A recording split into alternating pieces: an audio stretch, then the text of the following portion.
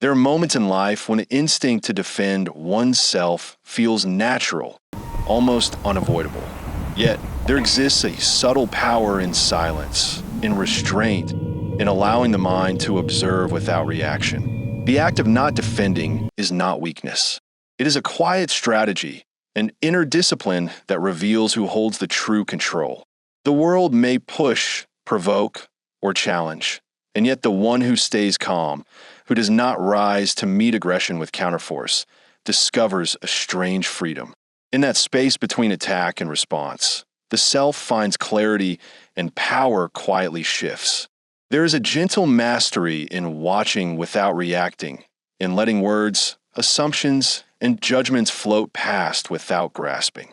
To never defend oneself is to meet life with presence, not resistance, a truth both unsettling and liberating. This chapter explores the subtle emotional landscape of people who choose not to defend themselves, highlighting the quiet strength and inner awareness that emerges in the spaces where most feel compelled to act.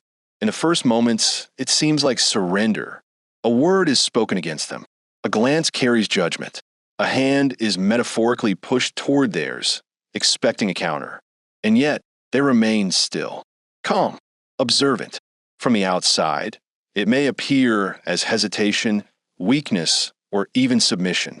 But inside, it is intentional. Every decision not to defend is a quiet act of calculation, a recognition that engagement may not serve understanding or resolution or the self. This restraint is not born from naivety. It is born from knowing that most reactions, most offenses, are not about clarity, but about ego. The mind that has learned to stop defending itself notices the rhythms of human behavior, the subtle currents beneath anger, fear, and pride. They observe how words fall, how gestures slip, and how others carry themselves when challenged. And in observing, they find insight. They feel the hidden tension, the invisible desire for control, the fragility that underlies assertive postures. To not defend oneself is to enter a quieter form of power, one that is invisible, yet perceptible. The choice to stay silent, to withhold rebuttal, is not absence.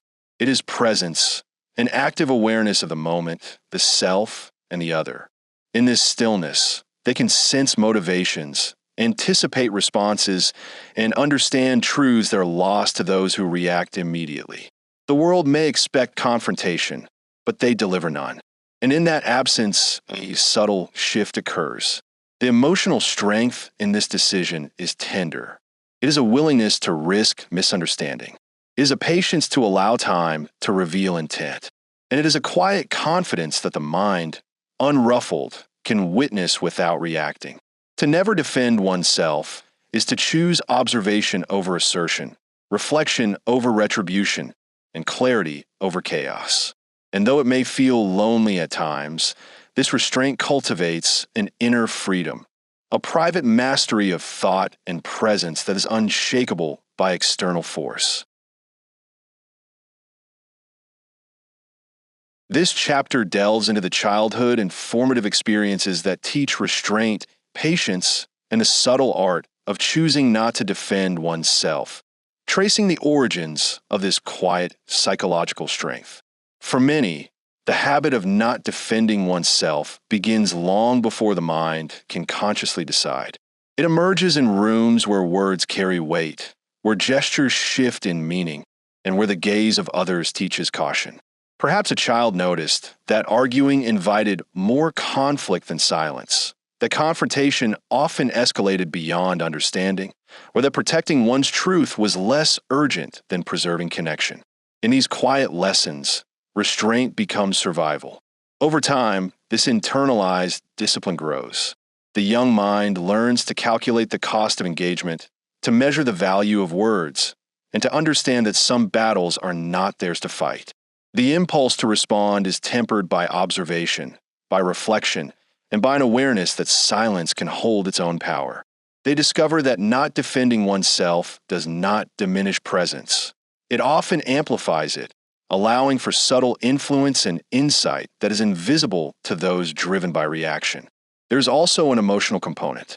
The early self learns empathy for hidden motives, the weight of unspoken pain, and the complexity of human intention. The decision to stay quiet is rarely conscious at first. It is protective, adaptive, and cautious. But as years unfold, it becomes a refined skill. The adult who does not defend themselves carries a mind trained to see beyond provocation, a heart aware that defensiveness rarely uncovers truth, and a soul that values comprehension over contest. In this way, the choice to remain unprovoked is less about restraint and more about wisdom. The foundations of this power are quiet, often invisible, and deeply human, a reflection of learning to navigate a world that responds unpredictably, where words and actions carry consequences far beyond immediate perception. This chapter examines the psychological mechanisms behind choosing not to defend oneself, including emotional intelligence, self-regulation, and cognitive empathy. The mind of a person who chooses silence is often a landscape of observation. Neuroscience reveals that such individuals demonstrate heightened activity in areas associated with emotional regulation and empathy, the prefrontal cortex and the anterior cingulate cortex. These regions allow for deliberate processing of social cues, delayed reactions, and complex assessment of intent. Choosing not to defend oneself is a form of cognitive restraint. It is a conscious or subconscious prioritization of long-term equilibrium over short-term reaction. Emotionally, it reflects self-mastery, the ability to notice provocation without being consumed by it. Psychologically, it is a recognition that defensive actions often escalate conflicts rather than resolve them. This restraint also engages a subtle form of power. By not reacting, the individual allows the social or emotional tension to exist without contribution. They create space for observation, allowing the truth of the situation to unfold without interference. In essence, the act of not defending oneself becomes a strategy rooted in self-preservation, clarity, and social intelligence. It is a dance of awareness, a deliberate alignment of mind and heart with presence, rather than the reflex of ego or fear. This chapter explores the internal struggle of resisting the urge to defend oneself and the emotional tension it creates. Even the most practiced restraint comes with inner friction. The impulse to respond, to correct, to assert is strong. It is born from instinct, pride, and the desire to be understood. And yet, the individual pauses. They weigh the impact of action versus inaction. They sense the subtle push of ego, the quiet voice of self-preservation, and the shadow of potential regret.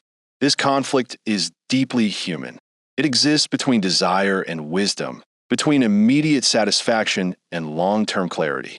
The struggle to remain silent is not absence of emotion. It is a heightened awareness of it. Each thought, each impulse is observed, measured, and considered.